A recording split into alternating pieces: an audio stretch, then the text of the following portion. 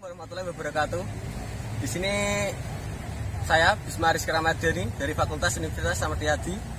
Di sini saya akan memberi penjelasan bagaimana cara tebu dari penanaman sampai panen. Ya, di sini dilakukannya penyetekan dari ukuran 15 sampai 30 cm dengan ukuran 30 derajat, umur paling enggak 3 bulan. Biasanya tebu berumur sampai panen kira-kira 1 tahun.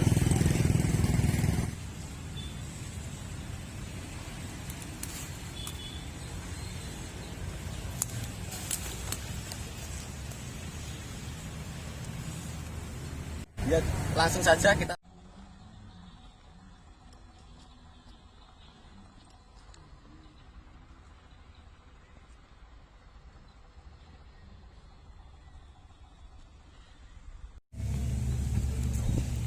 Ya, kembali lagi dengan saya. Ini saya sudah berada di pabrik tebu. Saya sudah dari perkebunan tadi. Di sini saya akan menjelaskan dari pengolahannya. Tebu bisa menjadi gula, tetes tebu, dan bioetanol. Ya, tetes tebunya kita langsung bisa kirim ke salah satunya di Bekonang. Dan limbahnya sendiri bisa dijadikan sebagai pupuk organik dan bisa menggemburkan tanah.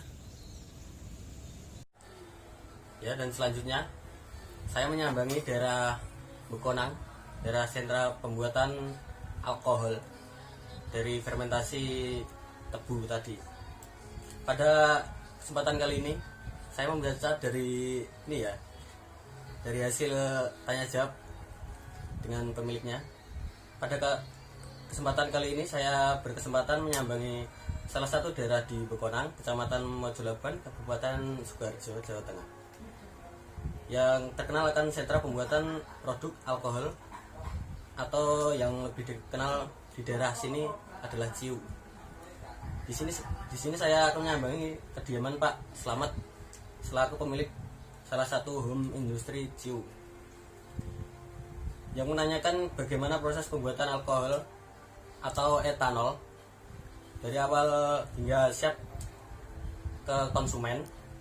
Di sini beliau menjelaskan produk pembuatan cukup gamblang, mudah untuk dimengerti, dari mulai bahan baku etanol berupa tetes tebu yang diperoleh dari BG tadi, Tasik Madu.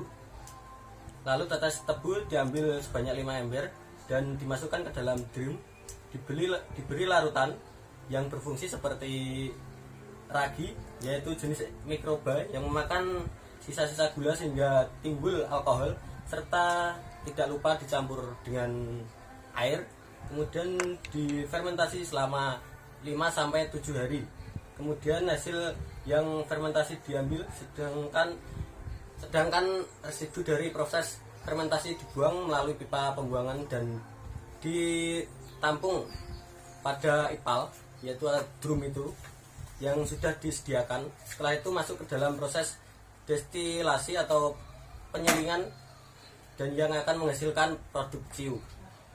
Untuk proses ke alkohol medis harus melalui proses kemurnian terlebih dahulu agar kadar alkohol bisa mencapai 70-90%. Seharusnya kadar alkohol medis yang standar itu 96%. Berhubung alat-alat yang digunakan masih tradisional di sana, belum bisa memenuhi untuk mengatur kadar alkohol menggunakan alat alkohol meteran.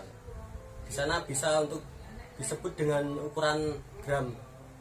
Untuk limbah sendiri dari pembuatan alkohol tersebut yang ditampung di ipal, setelah terjadi difermentasikan lagi untuk dijadikan pupuk organik, dan bekas itu ditampung. Lalu nanti ada tangki datang, itu dijadikan pupuk organik. Cari ditunjukkan untuk pembenahan tanah atau perbaikan struktur tanah. Tanah yang rusak akan akibat memakan pupuk kimia yang berlebihan. Akhirnya banyak yang tidak diserap oleh tanaman, terjadi residu di dalam tanah yang mampu merusak tanah itu tersendiri. Ya, selanjutnya di sini saya akan menjelaskan apakah itu biodiesel.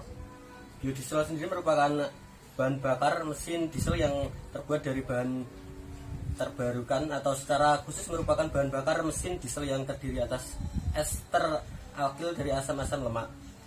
Biodiesel dapat dibuat dari minyak nabati, minyak hewani, ataupun dari minyak goreng.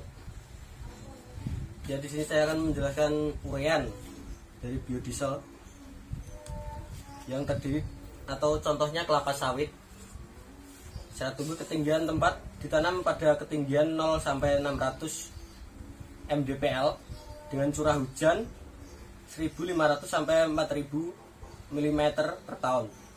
Jadi temperatur untuk pertumbuhan kelapa sawit 24 sampai 28 derajat Celcius. Dengan pH tanah optimum adalah 5,0 sampai 5,5 pH. Dengan sistem budaya jarak tanam sawit 1,5 kali 1,5 meter dalam kemiringan, dan yang dari datar 9 kali 9 kali 9 kali 9 meter. Pada umur panen sawit 3 sampai 4 tahun, dan pasca panen dalam pembersihan biji yang coklat dapat disaring, dan penyortiran, dan dipilih biji yang kecil ataupun besar dibedakan, dan pengemasan menggunakan karung. Dan biodiesel sendiri salah satu jenis biofuel atau bahan bakar cair dari pengolahan tumbuhan. Di samping bioetanol, biodiesel senyawa metil ester yang diproduksi melalui proses alkolisis atau transesterifikasi antara triglycerida dengan metanol atau etanol dengan bantuan katalis basa menjadi metil ester dan gliser. Ya, selain kelapa sawit, sebenarnya biodiesel juga bisa menggunakan tanaman seperti jarak, aren, kelapa, randu, kacang tanah, dan kemiri. Penggunaan biodiesel dapat diaplikasikan di mesin diesel. Biodiesel yang telah dibuat lalu diaplikasikan ke mesin diesel. Sebelum diaplikasikan ke mesin diesel, minyak biodiesel dicampurkan dengan solar dengan perbandingan 40% minyak biodiesel dan 60% minyak solar. Perbandingan ini diberi kode blending. Saya simpulkan dari biodiesel tersebut mempunyai keunggulan yang tidak dimiliki oleh minyak solar, yaitu memiliki sifat renewable dan rendah polutan. Yang kedua, bahan baku pembuatan biodiesel yaitu minyak jelantah atau minyak sawit mudah didapat dan harganya sangat murah. Yang ketiga, mengingat karakteristik biodiesel tidak jauh berbeda dengan solar dalam konsentrasi tertentu, dapat dimanfaatkan sebagai bahan bakar berbahan bakar minyak solar tanpa memodifikasi mesin. Yang selanjutnya, viskositas biodiesel lebih tinggi dibandingkan viskositas solar, sehingga biodiesel mempunyai daya pelumas yang lebih baik daripada solar. Di sini saya akan menjawab pertanyaan,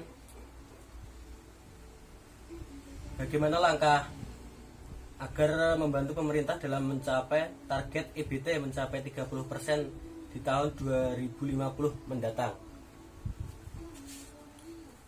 Menurut pendapat saya dari pertanyaan tersebut, saya sebagai mahasiswa harus mensosialisasikan kepada kalangan masyarakat agar mengembangkan, seperti contohnya masyarakat harus menanam kelapa sawit ataupun bisa tanaman aren, kacang tanah, dan kemiri, ataupun randu juga bisa.